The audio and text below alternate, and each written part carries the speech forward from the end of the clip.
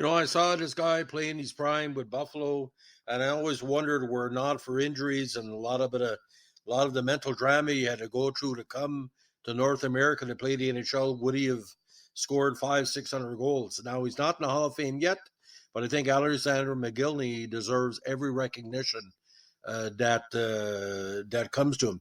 Member of the Buffalo Sabres Hall of Fame, the Greater Buffalo Hall of Fame, will be in a Hockey Hall of Fame down the road because he's a world junior champ, Olympic gold medalist, world championship winner.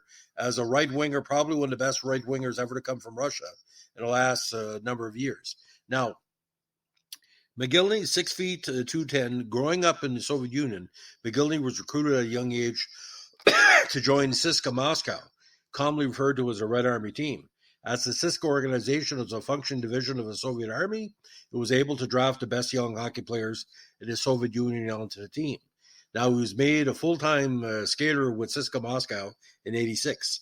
He finished his first year with 15 goals in 28 games.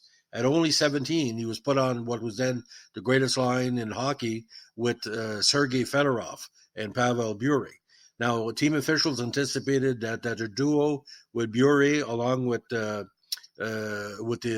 Fedorov skill, would succeed the top Russian line of Kutov, Larionov, and Makarov. Mogilny's first major appearance for Soviet Union international stage was at the '87 Worlds.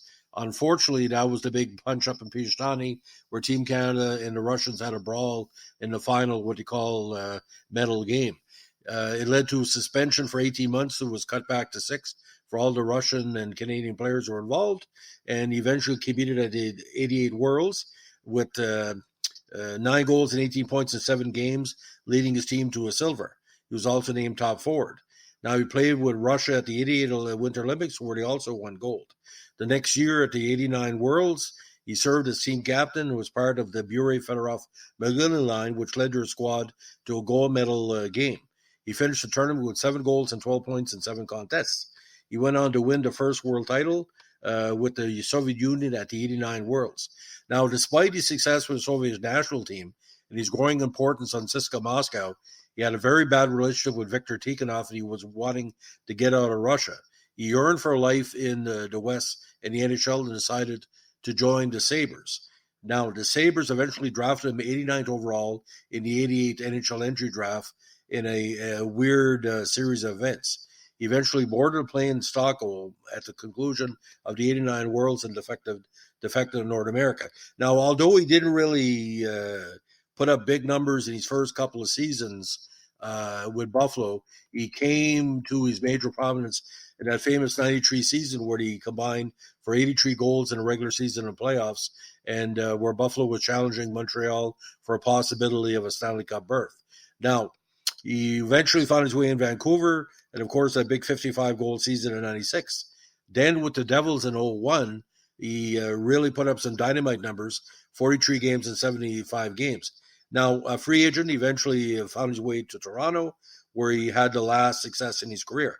Now, final NHL totals, 990 games, 473 goals, 1,032 points, and 86 points in 124 playoff contests with 39 goals. Again, Olympic gold, World Junior, and World Championship gold medals, 88, 89. Now, what's kind of ironic, ladies and gentlemen, he's not in double IHF Hall of Fame either. So I don't know if the politics being a defector really hurt him bad. But Mogilny, I figure he's a top 15 player of the 1990s, could have been easily top 10, were the great talent of the 1990s with Messier and Hull and Lemieux and Gretzky. But Russian superstars were not Russian superstars in the NHL until he arrived. Again, he's the first Russian to officially defect, while others were left go and the Russian government was taking part of their salaries. When he came over, it was all his agent and himself and his family and supporters got all the money. But Alexander Mogilny, Connor McDavid, a little bit of Gretzky, a little bit of Lemieux, a little bit of Brett Hull, a little bit of everything, used to playing in the big rinks. So, ladies and gentlemen, that's a short history of Alexander Mogilny. If you like what we're doing here with our Russian podcast, let us know with a like, comment, subscribe, or share. And as we always say, keep your stick in the ice. Bye.